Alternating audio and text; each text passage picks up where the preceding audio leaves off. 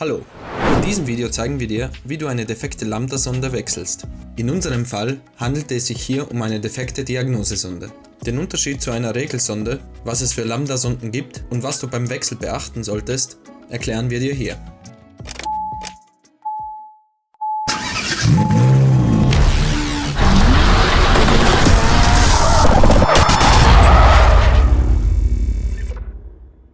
Auch eine defekte Diagnosesonde führt dazu, dass du keine TÜV-Plakette bzw. Pickel bekommst.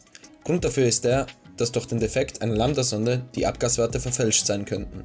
Außerdem hat die Lambda-Sonde einen Einfluss auf das Luft-Kraftstoff-Gemisch. Der Tausch der Diagnosesonde ist im Vergleich zum Tausch der Regelsonde ein Kinderspiel. Prinzipiell musst du zwischen zwei Arten von Lambda-Sonden unterscheiden: der Regelsonde und der Diagnosesonde.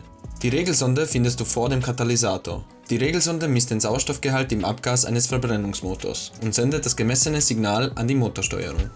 Diese greift dann entsprechend in die Luft-Kraftstoff-Mischung des Motors ein, um den Sauerstoffgehalt im Abgas zu regulieren.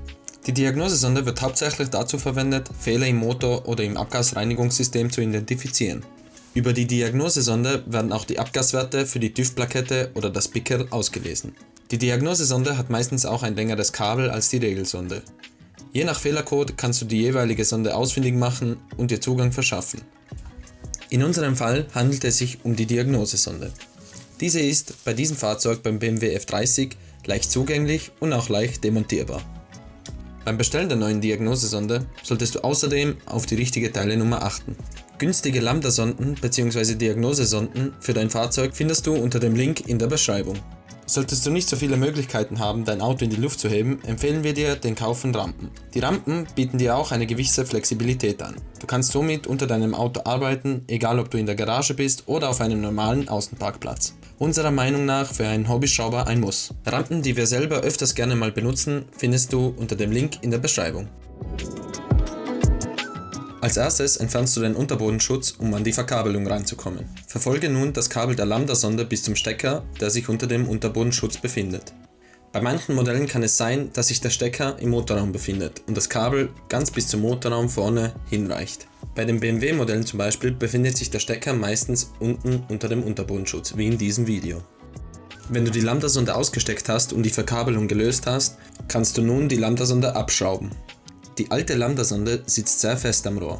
Durch die Verkochung und das Alter kann es richtig schwierig werden, die Lambda-Sonde herauszubekommen. In unserem Fall haben wir einfach den Stecker der Lambda-Sonde ein bisschen zugeschnitten und haben die Lambda-Sonde mit dem Ringmaulschlüssel abgeschraubt. In diesem Fall war die Lambda-Sonde stark verrußt und daher schwer herauszubekommen.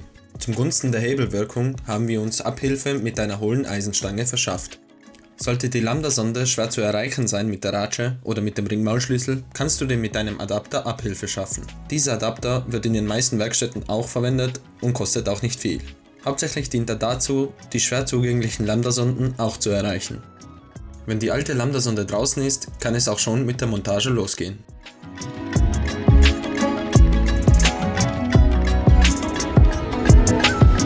Die Installation der neuen Sonde erfolgt natürlich in umgekehrter Reihenfolge wie die Demontage. Schraube die Diagnosesonde wieder fest genug an, verlege das Kabel erneut zum Stecker und schraube alles wieder so an, wie es war.